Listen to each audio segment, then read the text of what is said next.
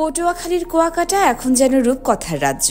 সমুদ্র পাড়ে দেখা মিলছে সাদা ঝিনুকের গালিচা, চারদিকে ঝিকিমিকি করছে প্রকৃতির অপূর্ব সাজ। পায়ের নিচে খসখসে শব্দ, বাতাসে লবণের গন্ধ, আর সামনে নীল সমুদ্রের ঢেউ। ভাটা নামার পর সৈকতের বালুচর জুড়ে ছড়িয়ে থাকে অসংখ্য সাদা ঝিনুক, যেন প্রকৃতি নিজ হাতে বিছিয়েছে এক সাদা গালিচা।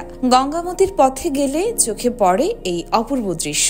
22 কিলোমিটার জুড়ে কুয়াকাটা সৈকত নানান স্থানে চলছে এখন ঝিনুকের উৎসব। প্রতিদিন দেশ জুড়ে শত শত পর্যটক ভিড় করছেন এই অনন্য সৌন্দর্য দেখতে। স্থানীয়রা বলছেন, ঝিনুকের এই সৌন্দর্য কুয়াকাটার পর্যটনে এনেছে নতুন মাত্রা। আমি এখান দিয়ে যাওয়ার সময় দেখলাম অনেক ঝিনুক পড়ে আছে, তো এটা সৌন্দর্য, প্রকৃতির সৌন্দর্য অনেক মনোমুগ্ধকর, তো না দাঁড়িয়ে পারলাম না। এ পর্যন্ত আমি না হলেও 7-8 বার এখানে আসছি।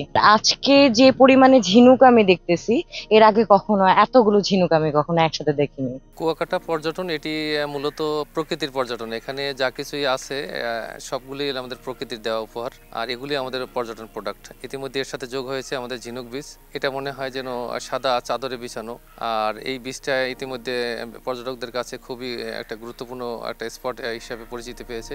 ঝিনুক সৈকতে যদি পর্যটন প্যাকেজে অন্তর্ভুক্ত করা যায়, তাহলে নতুন কর্মসংস্থানের সৃষ্টি হবে, প্রাণ ফিরে পাবে স্থানীয় অর্থনীতি। সৈকতের সৌন্দর্য রক্ষায় এগিয়ে এসেছে প্রশাসনও। টুরিস্ট পুলিশ জানাচ্ছে, ঝিনুক সংরক্ষণ এবং সৈকতের পরিচ্ছন্নতায় নজরদারি চলছে নিয়মিত।